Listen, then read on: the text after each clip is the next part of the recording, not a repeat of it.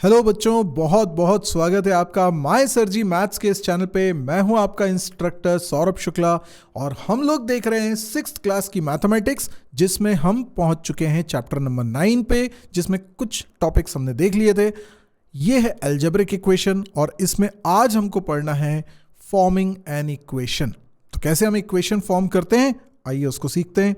तो यहां पर एक सिचुएशन पहले मैं आपको समझाता हूं और ये वर्ड प्रॉब्लम्स के रूप में आपको आता ही है, सवाल इसी तरह के आते हैं। और वर्ड प्रॉब्लम्स में एक सिचुएशन आपको दी जाती है थोड़ा सा ड्रामेटाइज करके, और उस सिचुएशन को समझकर आप उसे मैथमेटिकल फॉर्म में लिखते हो, वही तो इक्वेशन है। और उस इक्वेशन को फिर सॉल्व करके आप डिजायर्ड जो भी क्वेश्चन आपको दिया था उसको सॉल्व करते हो। सो ये रियल लाइफ सिचुएशन, ये ऐसे एग्जाम्पल्स क्यों दिए जाते हैं, ये बताने के लिए कि देखो डे टू डे लाइफ में हमें मैथ्स की ज़रूरत कितनी पड़ती है, और ये सब चीज़ें वाकई में आपकी ज़िंदगी में बहुत इंपॉर्टेंट है। तो अब यहां पे सिचुएशन ये है कि Murali is 3 years younger than his brother. तो यहां एक रिलेशन दिया है कि मुरली 3 साल छोटा है अपने ब्रदर से। His brother is 15 years old, और ब्रदर की एज दे दी आपको। What will be Murali's age after 2 years? और मुरली की एज क्या होगी आफ्टर 2 years? ओके, ऐसे सवाल में जब आपसे पूछा जा रहा है कि मुरली की एज क्या है, तो आप उसको x सपोज कर लो और x की वैल्यू फाइंड आउट करनी है हमको। तो हमने यहां सबसे पहले एज्यूम कर लिया कि age of Murali as x। अब इसके बाद हमें पता लगाना है कि मुरली की एज क्या है। आप देखिए, हमें कुछ रिलेशन गिवन है। हमको क्या गिवन है? Murali is 3 years younger than his brother. तो मुरली की एज अगर x है और उसके ब्रदर की एज 15 है, ठीक है, उसके ब्रदर की एज 15 दी हुई है और मुरली की एज x दी हुई है, क्या दोनों बराबर हैं? क्या मुरली की एज और उसके ब्रदर की एज बराबर है? नहीं नहीं नहीं नहीं, मुरली की एज 3 years कम है, यानी कि x छोटा है, 15 बड़ा है। यस, x मुरली की एज है, वो छोटा है 3 साल अपने ब्रदर की एज से। तो ब्रदर की एज 15 है, तो x और 15 बराबर तो नहीं हो सकता, x छोटा होगा डेफिनेटली। x अगर छोटा होगा तो इनको बराबर करने के लिए मुझे इसमें 3 ऐड करना पड़ेगा। यस, क्योंकि x में जब आप 3 ऐड करोगे, यानी मुरली की एज में जब 3 years ऐड करोगे, तब तो वो उसके ब्रदर की एज बनेगी। ओके, अब इस इक्वेशन को हमें सॉल्व करने को दिया जा रहा है। ये हमने फॉर्म कर ली equation. Basically mathematics real world problems को सॉल्व करने का एक जरिया है। हम मैथ्स क्यों पढ़ते हैं? क्योंकि मैथ्स से हम रियल वर्ल्ड की इन प्रॉब्लम्स को सॉल्व कर सकते हैं, और इसीलिए हमको इक्वेशन फॉर्म करते आना चाहिए। क्योंकि इक्वेशन अगर फॉर्म करके उसके बाद कैलकुलेशन ईजी है। सबसे मुश्किल काम होता है ये इक्वेशन फॉर्म करना। अगर ये आपने x+3 इक्वल्स, क्योंकि स्टूडेंट्स को कंफ्यूजन कहाँ होता है कि यहाँ +3 करना है कि -3 करना है, तो थोड़ा सोचिए कि क्या 15 और x बराबर है? नहीं है, तो कौन छोटा है? तो जो छोटा है उसमें ऐड करोगे तब तो ये बराबर होगा। तो x+3 = 15। अब आप इसको सॉल्व कर सकते हैं। सॉल्व करने का तरीका क्या होगा? सॉल्व करने के लिए आप दोनों तरफ जो प्रॉपर्टी हम लगा रहे हैं, दोनों तरफ हमने 3 सब्ट्रैक्ट कर दिया, 15 - 3, तो ये हो जाएगा 3 - 3 is 0, तो x + 0 is x, और 15 - 3 हो गया 12, तो 12 इज द आंसर। यानी मुरली की एज क्या है? 12।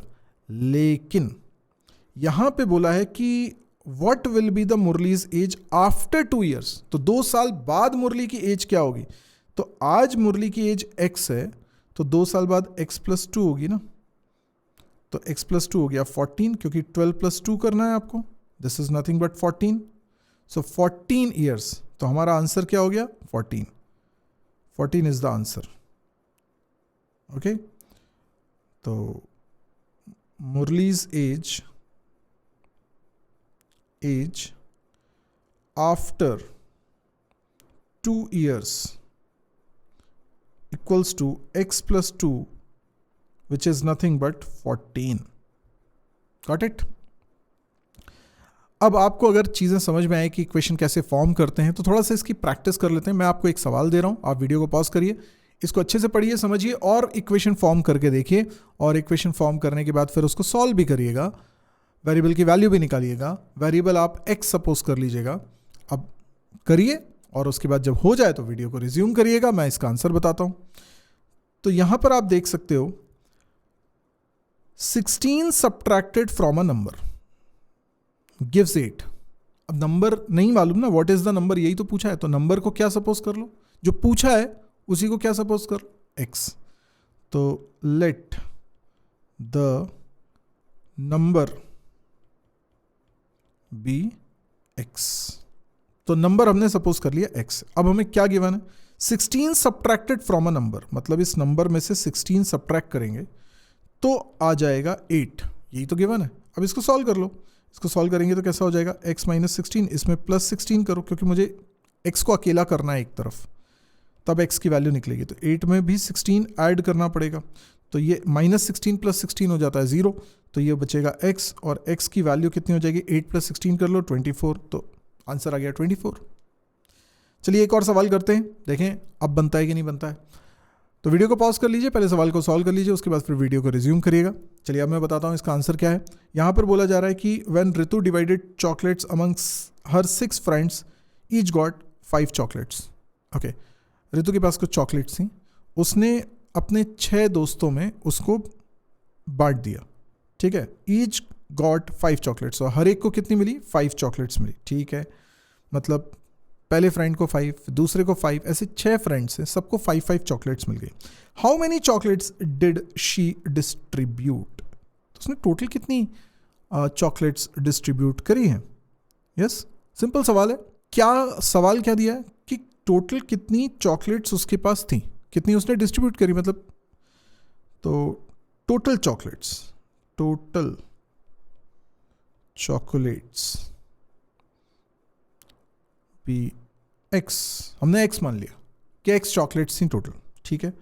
अब x चॉकलेट को उसने डिस्ट्रीब्यूट कर दिया 6 फ्रेंड्स में, तो डिवाइड कर दो 6 से, तो हर एक को कितनी मिली, 5। तो फिर x की वैल्यू कितनी है, तो आप दोनों तरफ 6 का मल्टीप्लाई करो, इससे क्या होगा, ये 6 से 6 कैंसिल हो जाएगा, बचेगा x इक्वल्स टू 30, 5 इंटू 6 30।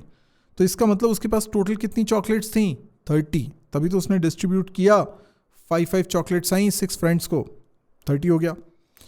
चलिए अगला सवाल इसी तरह का, देखें बनता है कि नहीं बनता है। वीडियो को पॉज करिए, सॉल्व करिए, उसके बाद फिर वीडियो को रिज्यूम करिएगा। चलिए अब मैं इसका सॉल्यूशन बताता हूं।